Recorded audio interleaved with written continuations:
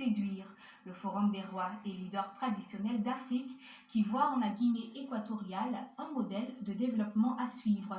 Ce mercredi au Palais des Burnis à Abidjan, le secrétaire général permanent du Forum, Sa Majesté Tifizier Jean Gervais, a même décrété l'année 2021 année de la Guinée équatoriale. On en sait plus avec Pierre Tedeux.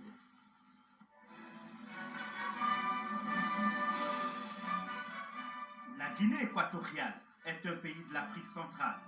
Malabo, sa capitale située sur l'île de Bioko, affiche une architecture coloniale espagnole et représente un point central pour le secteur pétrolier prospère du pays. Ce pays situé au cœur de l'Afrique a réussi à bien gérer sa première décennie du pétrole en accompagnant une croissance exceptionnelle par des acquis visibles, notamment en termes d'infrastructures, de développement urbain et de maîtrise de l'inflation. Actuellement, la Guinée équatoriale est peut-être l'État africain qui bénéficie des meilleures infrastructures routières de son territoire. Les nouvelles routes modernes permettent aux villes les plus importantes de l'État de communiquer entre elles et atteignent les villages les plus retirés. Cette politique d'intégration et de développement mise sur pied par son Excellence Teodoro Obiang Nguema Bazoro, président de la Guinée équatoriale, séduit tout un continent et même le monde. Parmi les organisations conquises à la cause de la Guinée équatoriale, le Forum des rois et chefs traditionnels d'Afrique. Nous sommes à Abidjan, Côte d'Ivoire, au Palais des Burnis du secrétaire général permanent du Forum des rois et chefs traditionnels d'Afrique de Sa Majesté Tifizier Jean Gervais.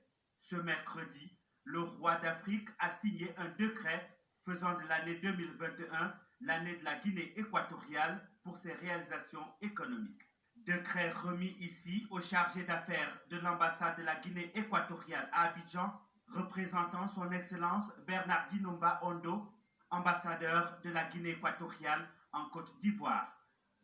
Aujourd'hui, pour nous, est une journée très importante parce que c'est depuis 2013 que nous sommes quittés en Guinée équatoriale après le sommet des leaders traditionnels du continent africain que la Guinée équatoriale avait abrité. Les rois ont été très satisfaits. Nous avons même un projet en Guinée équatoriale, non seulement la construction de cette école avec le patriarche d'Égypte, mais nous avons un parc industriel en cours de construction pour l'intérêt de la royauté africaine. Donc la Guinée équatoriale, pour nous, est un exemple de coopération, un exemple de développement. En 2021, toute l'Afrique se donne rendez-vous en Guinée équatoriale. Le Forum des souverains et leaders traditionnels d'Afrique a inscrit au programme de l'année de la Guinée équatoriale dans ce décret une assemblée générale de toute la diaspora, mais aussi une journée de la jeunesse africaine en Guinée équatoriale. Cette action qui va rassembler tous les rois d'Afrique en Guinée équatoriale, et ça va nous permettre de poser des bases de développement et regarder nos projets qui sont en cours. Le chargé d'affaires de l'ambassade de la Guinée équatoriale en Côte d'Ivoire a précisé que ce décret du Forum des rois et chefs traditionnels d'Afrique est la reconnaissance de la politique d'intégration du président Obiang Nguema.